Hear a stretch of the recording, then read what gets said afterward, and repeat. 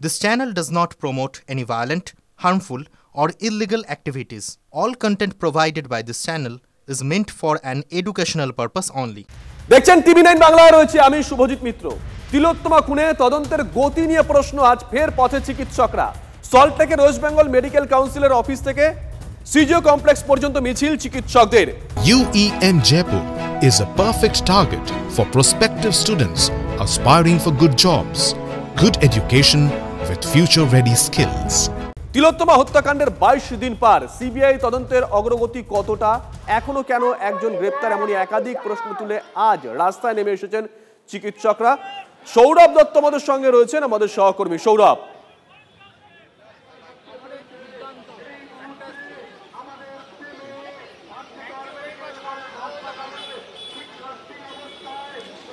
শুভজিৎ, দেখো এই মুহূর্তে রাস্তায় সিনিয়র চিকিৎসকরা নেমেছেন, কারণ জুনিয়র চিকিৎসকেরা 22 দিন ধরে কর্মবিরতিতে তিলোত্তমার সুবিচারের দাবিতে। তাদের সেই দাবির প্রতি তাদের সমর্থন যে রয়েছে, সুপ্রিম কোর্টের আগামী শুনানির আগে রাস্তায় নেমে তারা বুঝিয়ে দিলেন যে সিনিয়র চিকিৎসকেরা জুনিয়র চিকিৎসকদের পাশে রয়েছেন, কারণ তারা বিচার পাননি। আর তাই বিচারের দাবিতে আজ সিজিও কমপ্লেক্স তারা যাচ্ছেন, স্লোগান তুলেছেন যে নেংটি ছেড়ে ধেরে ধরো। আর কিসের দাবিতে আজকে আপনারা সিজিও কমপ্লেক্স যাচ্ছেন? প্রশাসনের ব্যর্থতা এবং এই ডাক্তারদের নিয়ে যে একটা বিচ্ছিরি রকমের প্রশাসনিক একটা অকেজো ব্যবস্থা, সমস্ত কিছুর এগেনস্টে আজকে সব ডাক্তারদের এই মহামিছিল। অবশ্যই তার মধ্যে একটা মারাত্মক যেটা খারাপ কাজ হচ্ছে, যে কাভার আপ, এত বড় একটা নৃশংস হত্যাকাণ্ড, সেটাকে যেরকমভাবে কাভার আপ করার চেষ্টা হচ্ছে প্রশাসনের থেকে, পুলিশের থেকে, তার বিরুদ্ধে। এবং আমরা সবাই চাইছি যেন এর একটা দ্রুত সমাধান হয় এবং এর যেন কোনো রকম রিপিটেশনের যেন কোনো প্রশ্নই না আসে এবং কর্তৃপক্ষ যেন এটাকে কোনোভাবেই কভার আপ করার চেষ্টা না করে, এটাই আমাদের বক্তব্য। প্রতিদিন সন্ধ্যায় কলকাতা পুলিশের যে সাংবাদিক বৈঠকগুলো হচ্ছে, চিকিৎসক হিসেবে আপনাদের সেগুলো কেমন লাগছে? আপনারা বিশ্বাস করছেন? না, একেবারেই নয়। তার কারণ এর বিশ্বাসযোগ্যতা অনেকখানি সন্দিহান। কেননা যিনি এই বিষয়ে মন্তব্য করছেন, অর্থাৎ ডিসি সেন্ট্রাল, উনি কিন্তু ঘটনাস্থলে উপস্থিত ছিলেন না। এবং অনেক ক্ষেত্রে মনে হচ্ছে যে কথাগুলি উনি বলছেন সেগুলি অনেকটাই উনাকে বলতে বলা হয়েছে বা সাজিয়ে গুছিয়ে উনি উপস্থাপনা করছেন, যার সঙ্গে যেহেতু তিনি ওখানে উপস্থিত ছিলেন না ঘটনাস্থলে, তার সঙ্গে বাস্তবতার মিল একেবারেই নেই। কলকাতা পুলিশের তরফে সাংবাদিক বৈঠক করে যে কথাগুলো বলা হচ্ছে, আপনারা চিকিৎসকেরা বিশ্বাস করছেন?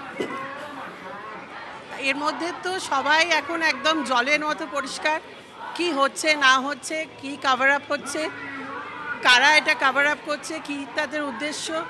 কিন্তু আলটিমেটলি তো আজকে আমরা যে চলেছি সিবিআইয়ের কাছে, বিকজ আমরা বিশ্বাস করি আমাদের মতো শিক্ষিত লোকেরা আমরা সিবিআইয়ের কথাকেই লাস্ট কথা মানি। গলায় স্টেথোস্কোপ, তার জায়গায় আজকে কপালে আপনাদেরকে উই ওয়ান্ট জাস্টিসের স্লোগান দেওয়া কাপড় বেঁধে নিতে হয়েছে, কি কারণ? একটাই কারণ, তার কারণ আমরা জানি যে বিচার আমরা পাবো না। বিচারকে যদি আজকে যে জিনিসটাকে খুন এবং যে ধর্ষণ, সেটাকে আত্মহত্যা বলে চেপে দেওয়ার চেষ্টার জন্যই তো পথে নামতে হয়েছে। যদি আমরা প্রথম দিনেই বিচার পেতাম তাহলে তো আমাদের রাস্তায় নামতে হতো না। এই যে একটা খুন এবং ধর্ষণকে আত্মহত্যা বলেছে বলেই তো আমরা পথে। আজকেও আমরা বিচার পাইনি, আজকেও যে যারা খুনি তারা ঘুরে বেড়াচ্ছে রাস্তায়, এখনো কেউ ডায়াগনোসিস করতে পারেনি। যে বিষয়গুলো বলছিলাম, যে প্রতিদিনের যে সাংবাদিক বৈঠকগুলো হচ্ছে কলকাতা পুলিশের তরফে, আপনি তো নিজে একজন না, যে এই যে seminar hall place of crime 40 foot 11 foot, একটা প্লেস অফ ক্রাইমকে দুভাগে ভাগ করে দেওয়া। প্লেস অফ ক্রাইম তো সিল করা উচিত ছিল প্রথমেই, সেটা তো বললাম। আরেকবার যদি বলেন, এখন লাইভে আছে। হ্যাঁ, মানে place of crime should be sealed. সেটা যদি একটা ঘর হয়, একটা ঘরের মধ্যে যদি ঢোকার যদি 3টে দরজাও থাকে, তাহলে সেই 3টে দরজায় তালা মেরে সেই তালার গায়ে একটা গালা সিল লাগানো, এটা হচ্ছে প্রাথমিক কর্তব্য। যে কোনো প্লেস অফ অকারেন্স, যে কোনো ইনভেস্টিগেটিং অফিসার যখন ইনভেস্টিগেট করতে যায়, তখন সেইটা হচ্ছে প্রাথমিক কর্তব্য। কেননা দরজা দিয়ে কে ঢুকেছে কে বেরিয়েছে এইটা তো আমাকে পরে বার করতে হবে। তার জন্য যাতে প্লেস ট্যাম্পার্ড না হয়, এভিডেন্স যাতে ট্যাম্পার্ড না হয়, মানে আরও অনেক হাতের ছাপ, আরও অনেক পায়ের ছাপ, এগুলো যাতে মিশে না যায়, সেই জন্য প্রাথমিকভাবে এখন সংবাদে যা বেরোচ্ছে সেগুলো দেখে তো মনে হচ্ছে প্লেস অফ অকারেন্স সিল করা আদৌ হয়নি। বডির পাশে বেশ সৌরভ সঙ্গে থাকো, আমরা দুটো ছবি বরং একসঙ্গে দেখানোর চেষ্টা করি। শহর কলকাতা এবং রাজ্যের বিভিন্ন প্রান্তে অনেকগুলো মিছিল হচ্ছে, কিন্তু একটা ছবি আমরা দেখালাম, সৌরভ দেখাচ্ছিল চিকিৎসকরা, সিনিয়র চিকিৎসকরা আজকে রাস্তায় নেমে এসেছেন। তারা সিজিও কমপ্লেক্সের উদ্দেশ্যে হাঁটা দিয়েছেন, তারা তদন্তের গতি জানতে চাইছেন। অন্যদিকে উত্তর এবং মধ্য কলকাতার বিভিন্ন স্কুলের প্রাক্তনীরা তারাও একযোগে আজকে রাস্তায় নেমে এসেছেন। তাদেরও একটাই দাবি, we want justice. College square থেকে শ্যামবাজার পর্যন্ত মিছিল। সায়ন্ত রয়েছে এই মিছিলের সঙ্গে। সায়ন্ত,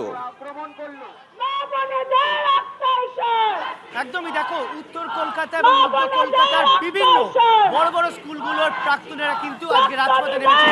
তারা কলেজ স্কোয়ার থেকে শ্যামবাজার পর্যন্ত এই মিছিল করছে। আমার ক্যামেরাকে বলবো দেখানোর জন্য বহু মানুষ, বহু প্রাক্তনী কিন্তু এই মিছিলে পা মেলাচ্ছেন। তাদের কিন্তু একটাই দাবি, উই ওয়ান্ট জাস্টিস।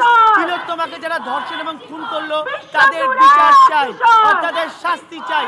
এই দাবি নিয়ে কিন্তু তারা মূলত এই মিছিলে পা মেলাচ্ছেন এবং তারা মূলত তাদের নিজের ব্যানার, সে ব্যানার লিখেছে মুক্ত করো ভয়। এই স্লোগানটাই কিন্তু আজকে এই স্লোগানটাকে পাথর করে কিন্তু তারা এগিয়ে চলেছে এবং তুমি দেখতে পাচ্ছ বহু মানুষ এই মিছিলে পা মেলাচ্ছেন। আমি যারা হাঁটছেন, যারা প্রথম সারিতে আছেন, আমি তাদের কাছে একবার চলে যাবো। শুভজিৎ, এই যে মিছিল প্রায় 26 দিন কেটে গিয়েছে, এই মিছিল থেকে আপনারা কি এবার চরম হুঁশিয়ারি দিচ্ছেন যে এবার অন্তত বিচার চাই? বিচার তো চাই, যতক্ষণ না বিচার হবে ততক্ষণ রাজপথ ছাড়বো না। রাজপথে কি আন্দোলন চলবে? আন্দোলন চলবে যতক্ষণ না বিচার হচ্ছে।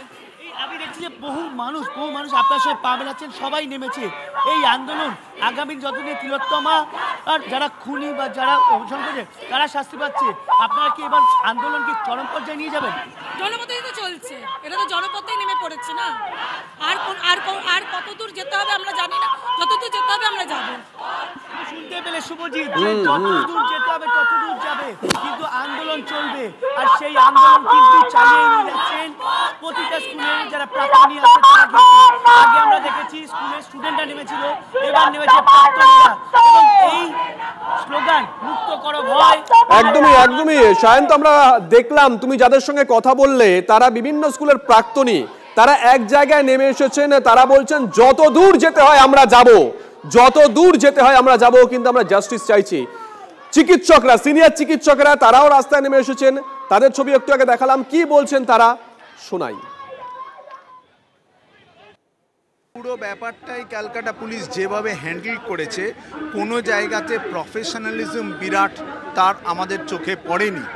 আমাদের মনে হয়েছে যে এখানে 40 বা 11 ফুট গুরুত্ব নয়, 5 ফুট 1 ইঞ্চি যে মেয়েটা পড়েছিল তাকে কি আমরা দিতে পেরেছি সেটাই জানা আমাদের কাছে জরুরি।